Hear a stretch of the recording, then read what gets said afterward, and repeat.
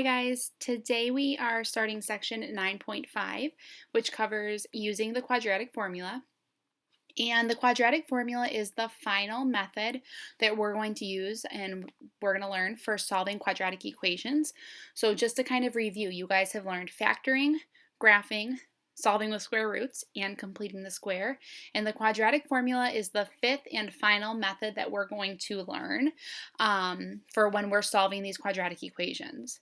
So as you can see, the quadratic formula, the way that we find the solutions of a quadratic equation, if it was ax squared plus bx plus c equals 0, the formula that you use is going to be x, so the solutions will be equal to negative b plus or minus the square root of b squared minus 4 multiplied by a multiplied by c. And all of that is divided by 2 multiplied by a. And I do have a fun song for you guys. I will link it in as well. It's a catchy tune, and I still remember learning it when I was a student, and it still stuck with me. So it'll hopefully help you guys remember that important formula.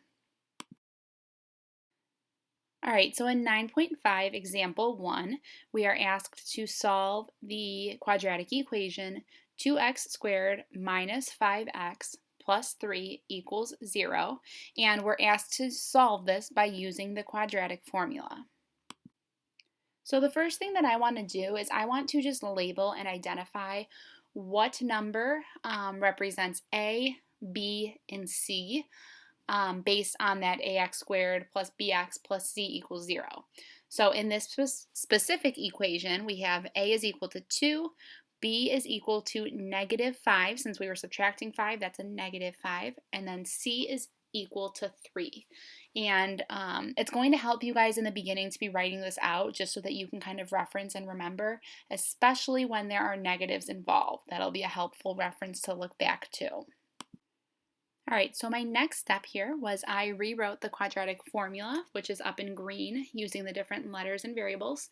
And I rewrote it using the numbers that I identified in my first step, and just replacing the letter, the variable, with the number so that I now have an expression that I can solve. One thing I do want to point out is you'll notice that I have negative and then negative 5 in parentheses. If you want, you can just express that as a positive 5. The reason I showed it that way was because the quadratic formula does say negative b, but since my b value in this problem is negative, a negative ends up being a positive, so that would be positive 5. And then everything else, like I said, I just replaced the letters with the numbers that were already identified. So you're just rewriting that formula with what you already know. Now my next step, really for the rest of this, solving this problem, you're just going to be following order of operations. And you'll notice that I actually did a few steps in one, which I know I normally argue against, but since there's so much math going on in this formula, it is okay for you to do that. Just make sure that you are being mindful of the order of operations. So I rewrote, I made that a positive 5, and then underneath, taking the square root of, negative 5 squared was 25, and then 4 times 2 times 3 was 24, and that was all going to be divided by 4. In the next step, the only thing that I simplified was that 25 minus 24, which is equal to 1, which tells me that I'll be taking the square root of 1, which you'll see in the next step. So like I said, the square root of 1 is 1, so now I'm left with a more simplified equation here, and I'm just, to find my two solutions, I have 5 plus 1 divided by 4 and 5 minus 1 divided by 4. So there will be two solutions. So 5 plus 1 is 6 over 4, and then 5 minus 1 would be 4 over 4. So simplified, my two solutions to this quadratic equation are 3/2 and 1. And that is the end of solving this problem. Now, one thing you guys will notice is that the quadratic formula has a lot of steps.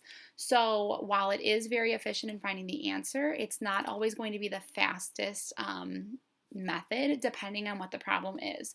And we'll go through some examples like that in the monitoring progress, which is coming up next. So here are your 4 monitoring progress problems. In this case, it is asking you to solve the equation using the quadratic formula. And an important note here, it says to round your solutions to the nearest tenth if necessary. So I think for 2 of these problems, you're going to have to approximate. So you'll have to use your calculator and find the square root of a specific number. Make sure this time that you are rounding to the nearest tenths place. So you can go ahead and pause the video, give these problems a try, and then we will go over them together.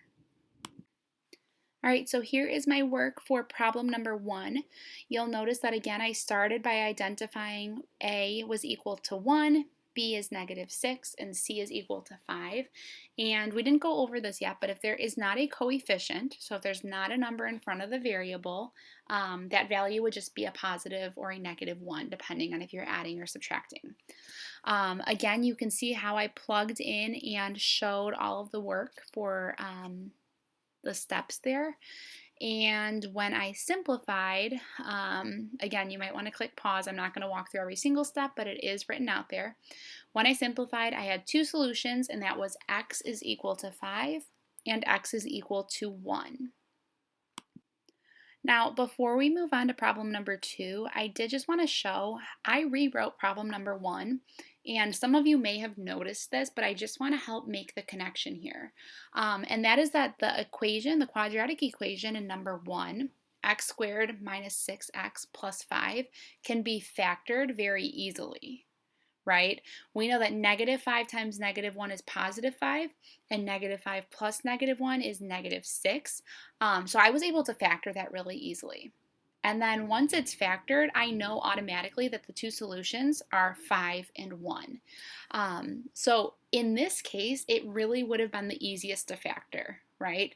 But what you'll see is that there are some problems where factoring isn't possible. So that's when the quadratic formula comes in handy. But in generally speaking terms, if you saw a problem like number 1, it would be very silly to use the quadratic formula, just because if you look at the amount of work on the left side versus the right side, it's much easier to factor if you notice that specific pattern and that it is possible. All right, so here is the work for number 2. Again, I started by identifying that A was 1/2, B was equal to 1, and C was equal to -10. And you'll see how I plugged in for everything and substituted. And my final solutions, and now this was one where I did have to round to the nearest tenths place, but I showed all of that work, and the reason we had to round and approximate was because the square root of 21 is not does not come out to be a whole number.